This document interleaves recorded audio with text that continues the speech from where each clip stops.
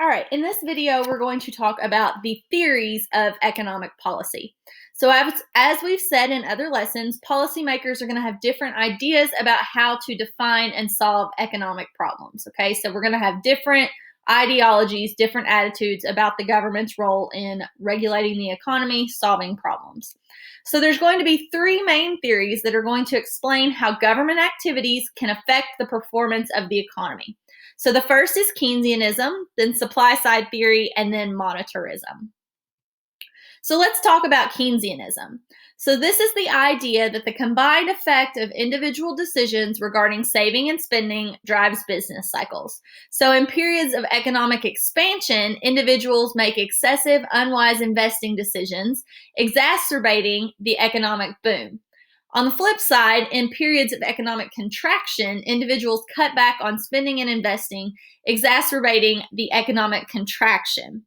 Okay, so essentially with Keynesianism, when a consumer demands for goods and services drops, okay, so when demand for those drop, businesses are going to sell fewer goods and services and workers are going to lose their jobs, okay, so in those periods of economic contraction. When jobs are lost, spending is going to contract even further, and that can result in a recession, okay?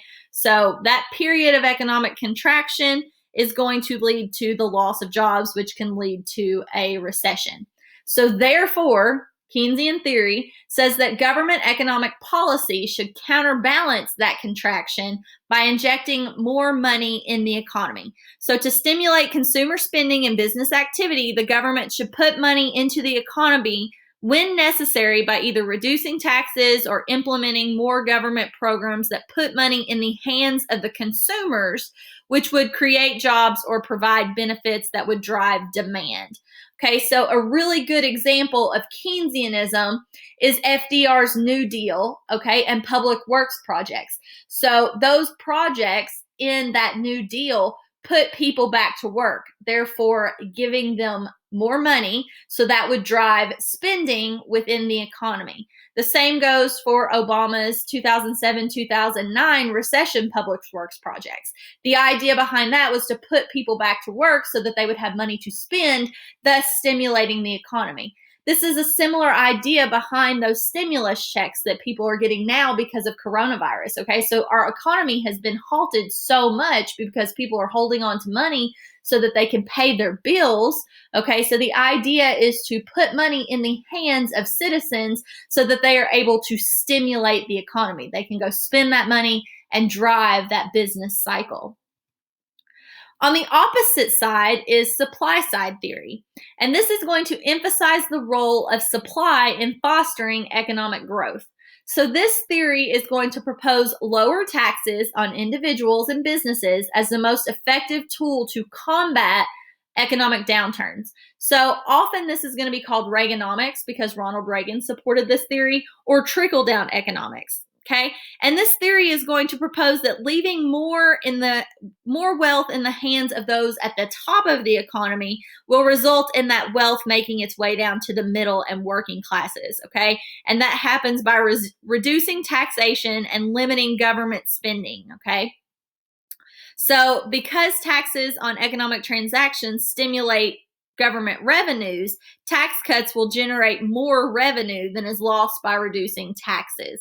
However, critics of supply side theory, or this trickle down economics, are going to say that these types of policies are only going to benefit the wealthy. So this here is a chart that shows you how that trickle down effect theory would work. So federal authorities are going to attempt to influence the economy through monetary policy and fiscal policy. So through fiscal policy, the government is going to use taxation and spending to attempt to lower unemployment, support economic growth, and stabilize the economy. So Republicans support budgets that are going to increase military spending and decrease taxes, whereas Democrats are going to support taxing the wealthiest Americans and increasing government spending programs to stimulate the economy.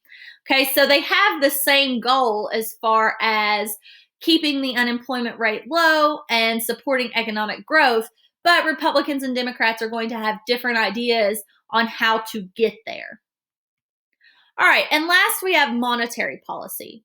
So, according to monetary theory, the primary driver of business cycles is the supply of money in an economy, including the amount of credit that's available to people and businesses.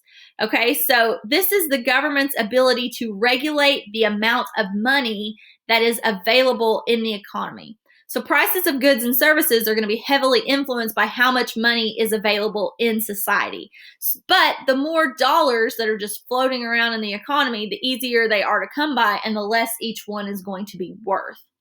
Okay, so monetarists are going to argue that a policy that makes more money available will actually lead to inflation. So, this is why the government can't just print tons and tons and tons of dollars, because the more money that is floating around as far as physical dollar bills, the less the value of that dollar is going to be worth. So, monetarists will argue against government efforts to fine tune the economy through policies that stimulate it.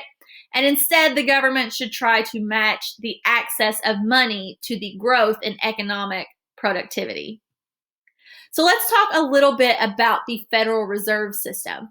One way the federal government attempts to influence the economy is through the Federal Reserve System.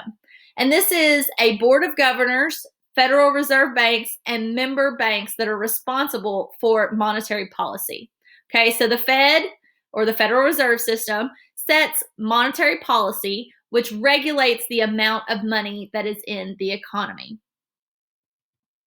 All right, so a little more about the Federal Reserve System. So it has three main tools as far as how it can influence the economy. First is buying and selling treasury securities. Okay, so buying and selling government bonds and other financial instruments with member banks. Okay, bond purchases are going and from banks are going to put money in the economy, whereas bond sales to banks reduce the amount of money banks have available to lend. Okay, so buying and selling those securities. And they also set the reserve rates, requiring banks to have a certain amount of deposits in reserve. Okay, so banks have to keep a minimum percentage of deposits on hand in cash. So an increase in the reserve rate reduces the money available to lend, while reducing the rate increases the money supply. And then they also influence the interest rates banks pay to borrow money from the government. So the goal of the Federal Reserve System is to encourage healthy economic growth without causing damaging levels of inflation. So the money supply affects the economy in two big ways. So increasing the amount of money available to banks to sell as loans puts more money in the economy, which stimulates growth. But reducing the money supply slows the economy and checks inflation. Okay, so the Federal Reserve System wants to encourage that healthy economy without damaging the economy. All right, and that's where we're going to stop with this video.